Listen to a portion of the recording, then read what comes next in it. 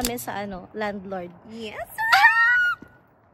Sige, kukunin namin yung key and magde-deposit na kami.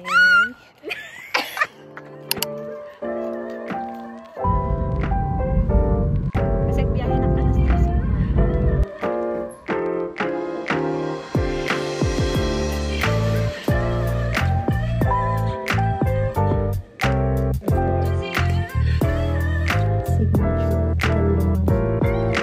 You have one copy now, I have one copy. Okay, so you need to finish it.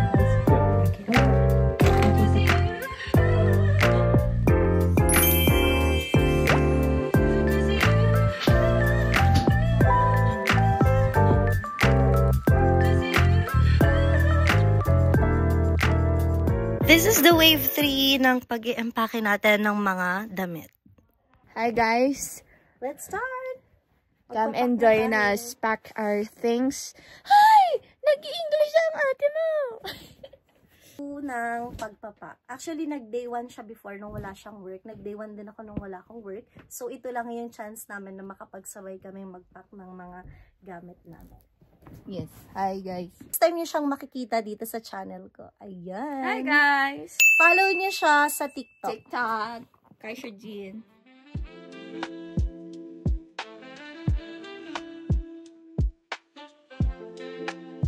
Next naman, these pants. Ayan, we're gonna fold. Next, we have here my mixed pants. We have trousers. Basta yung mga pang-work ko. Look guys, this is our 5th. Ayan. Magkakasya pa ba? Hindi namin yan ilalagay sa luggage kasi meron pa kami dyan. Good luck to us! See you later! Bye! Now look at this. In-invite kami ni Tito for dinner and ito yung ulam namin, guys. Gabi na. Pa 9 PM na tayo. Tapos, magdadala tayo ng stuffs doon. Full force, moving out. My cousin Brandon told me that the weather here in Calgary is a little bit moody and much of a prankster because just last week napakasani niya and today it is snowing again. I am not a night person or an evening person, kaya kapag nagre-review ako, I always want it to be in the morning. But there are also times na wala akong choice and hindi na siya fit sa morning schedule ko, so I have to study late at night. But I find it more interesting, more engaging, and more nakaka-focus ako pag morning talaga siya.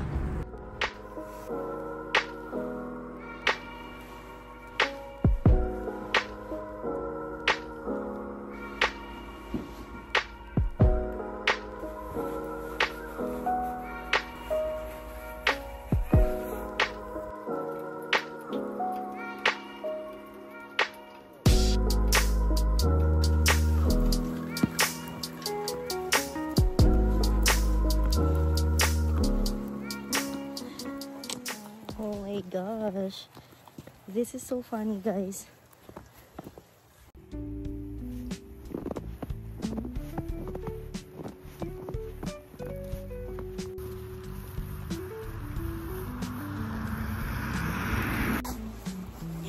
Hi, there is a big blow of snow today. Na-prank lang kami. Tama yung sinasabi nila na hindi pa yun talaga yung beginning ng spring. Parang joke lang. Kasi last week, it was actually so sunny. As in, sobrang init na last week. Tapos todo sunscreen na kami sa work. And now, look at this. We're back. Tinago ko na nga yung winter jacket ko. Pero kailangan ko siyang ilabas. Welcome to Canada! I am enjoying my last few days of walking to work. Kasi nga diba, lilipat na kami. So hindi na siya walking distance. I need to ride the bus for 30 minutes.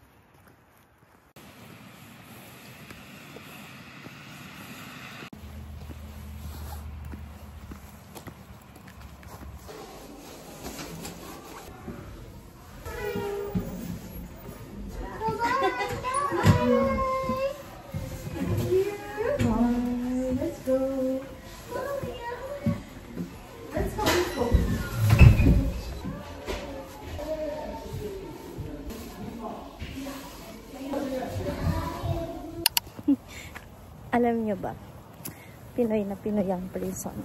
Uuwi ako na may dalang pagkain. Binigay ng co-work ko, tapos wala siyang plastic. Siya nakasupot or nakabalot man lang. Sige, bahala. Wala namang masyadong tao dito. So, okay lang. Hindi na ito mapapanis kasi nag-iisong sobrang lamig.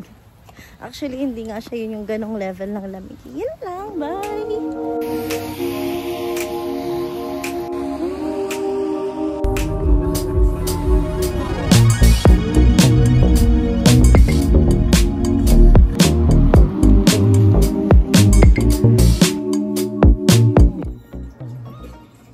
From my workplace to my school, I think that would take up 35 to 40 minutes kapag mag-Uber ako. So, hindi nakakayanin pag magbabas ako, malilate na ako sa exam ko. So, I will try na magpaalam ng 5 PM. Sana payagan ako. Magpapak ako ng konting rice dahil meron akong food. Binabaunan ako ng mga ka-work ko. Kasi hindi ako nagbabaon, nababother sila. Sila na yung nagbabaon for me. Thank you sa mga nanay ko sa work. Ayan, baka konti lang yun. Pero gutom na talaga ako, so damihan ko na lang yung rice. Ayan, rice lang talaga. Hindi ko kasi sure kung may rice. Pero minsan, may rice na din silang binabaon for me. Ayan.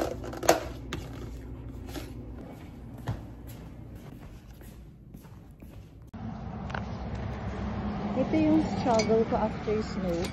Tapos biglang maaraw. Sobrang dulas. Kaya inaagahan kong pumasok kasi ayokong magmadali. Baka madulas ako. Though meron naman akong binilang clips. Di ba nga nagpack na kasi kami. Tapos una kong pinak yun because akala ko hindi na ganito kalamig or hindi na siya magsisnow. Kasi diretso yung maaraw. Eto tayo ngayon, nagdadahan-dahan. Ayoko nang madagdagan yung kwento ng buhay ko. Nadapa na kasi ako noon. Ayan siya. Second to the last day na naglalakad ako to work. Goodbye to this community. Enjoy na natin siya. Medyo maaga din ako today. Dala ko yung schedule ko. Schedule ng mga final exams ko sa school. Ibibigay ko siya sa director namin. Ayan. Yun lang. Sinabi ko kanina na magpapaalam ako sa director namin for my exam and binigay ko na rin sa kanya in advance yung schedule ko for my final exams. And thank you Lord, pinayagan niya ako. So, nandito na tayo ngayon sa school. Hanap ko yung room ko. Time check, 6:43. My exam is done. Flowers. She's so pretty. Ayan, hindi pretty. Hi! Matawid tayo sa train rails. Train rails. Please stand behind the yellow line. Ngayon lang ako dito guys, yung gabi na. Kasi lagi akong morning noon. May exam lang ako today, kaya ayan. This train is settled now.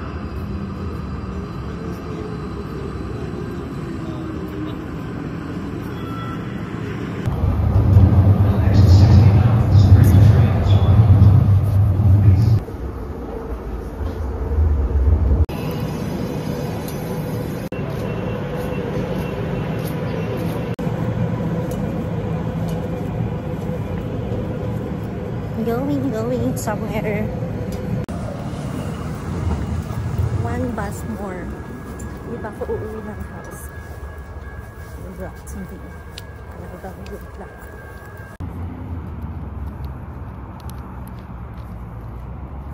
Meron ako hahanaping bus. Hindi pa siya nakikita. First time ko palang sumakay dito.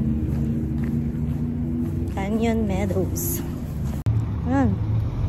Nahanap ko na siya. na ako pupunta. Dalawa kasi merong E tsaka may W.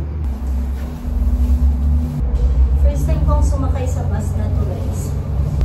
Sana hindi ako mawala. Ayan. Malamig. Obvious naman susuot ko. Siguro good night na to. Lapit na yung bus ko, guys. Maybe this is my last clip sa vlog na to. But I will update you the soonest. Hanggat kaya ng powers. Yun lang. Basta ang ganda ng Calgary. Bye! Yung nag-buy na ako kanina, tas hindi pa pala siya buy. Ayan, tignan nyo muna yung surroundings ko. Finally! Bye!